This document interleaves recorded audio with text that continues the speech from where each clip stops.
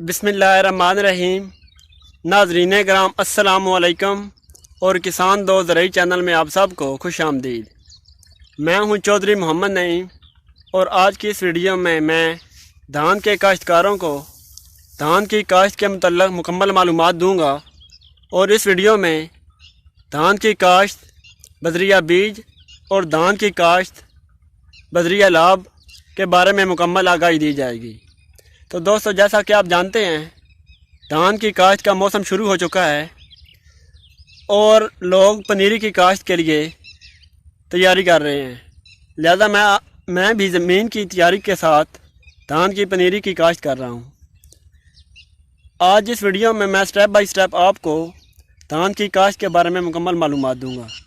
तो दोस्तों, अगर तो आप धान की काश्त बजरिया लाभ कर रहे हैं रवायती तरीके से, तो उसके लिए सबसे मेन चीज़ होती है पनीरी की काश्त। और पनीरी की काश्त के लिए जगह का इंतखाब करना इंतहाई ज़रूरी होता है। धान की काश्त या पनीरी के लिए पानी की अवेलेबिलिटी का होना इंतहाई ज़रूरी है। इसलिए आपको उस जगह का इंतखाब करना चाहिए जहाँ पे पानी की अवेलेबिलिटी यानी कि ट्यूबवेल या नहर या कोई भी जो पानी का सोर्स होता है वो नज़दीक तरीन हो, ताकि आप जब चाहें 1 या 2 दिन के बाद पानी लगा सकें। अगर आपका ट्यूबवेल बहुत ज़्यादा दूर है और आप पनीरी की काश्त और जगह पे कर रहे हैं, तो इसकी वजह से आपका जो ख़र्चा है डीजल का वो बहुत ज़्यादा हो जाएगा और आपको मुनाफा कम से कम होगा। तो दोस्तों और प्यारे किसान भाइयों, हमको इन छोटी छोटी चीज़ों पे काम करना है जिन पर अमल करके हम अपने ख़र्चे को कम कर सकते हैं, जिसकी वजह से मुनाफा है वो ज़्यादा हो सकता है। तो धान की काश्त के लिए ज़मीन की तैयारी के बाद या ज़मीन के इंतखाब के बाद ज़मीन को सुहागा देकर अच्छी तरह तैयार कर लेना है। उसके बाद आपने बीज का इंतखाब करना है कि आप जो ज़मीन में काश्त कर रहे हैं वो मोटी किस्म है या बारीक किस्म है। अगर तो मोटी किस्म है तो उसके लिए जो बीज की रिक्वायरमेंट होती है वो और होती है। और अगर आप बारीक किस्म इस्तेमाल कर रहे हैं यानी कि सुपर या सुपर बासमती, सुपर कायनात, इस तरह की कोई भी अगर आप काश्त कर रहे हैं तो उसके लिए जो बीज की रिक्वायरमेंट होगी वो और होगी।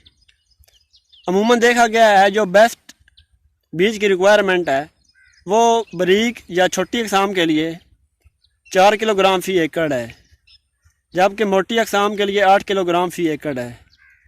तो आपने क्या करना है, आपने अपने एकड़ के हिसाब से उसको 4 से मल्टीप्लाई करके यानी कि ज़रब दे के आपने बीज की मिकदार निकाल लेनी है। बीज लेने के बाद आपने बीज को कोई भी फंजीसाइड या कोई भी जहर लगा लेनी है। जिस तरह मैंने टॉपसन एम यूज़ की है, आपने इस तरह की जहर लगाने के बाद बीज को खुश्क कर लेना है।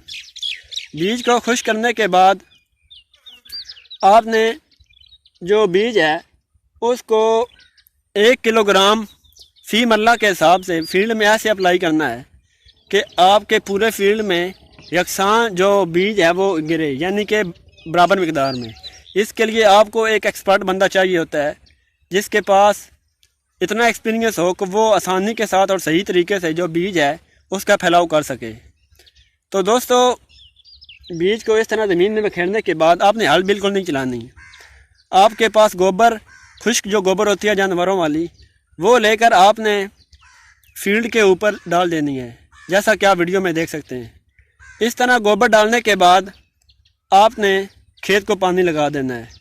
और अगर आप चाहते हैं कि आपकी जो पनीरी है या जो धान की पनीरी है उसकी क्वालिटी, तो दोस्तों बीज के साथ अगर आप उसमें यूरिया और DAP वगैरह डालते हैं तो पनीरी की जो सेहत है या जो क्वालिटी है वो अच्छी होगी। तो जब आपकी पनीरी या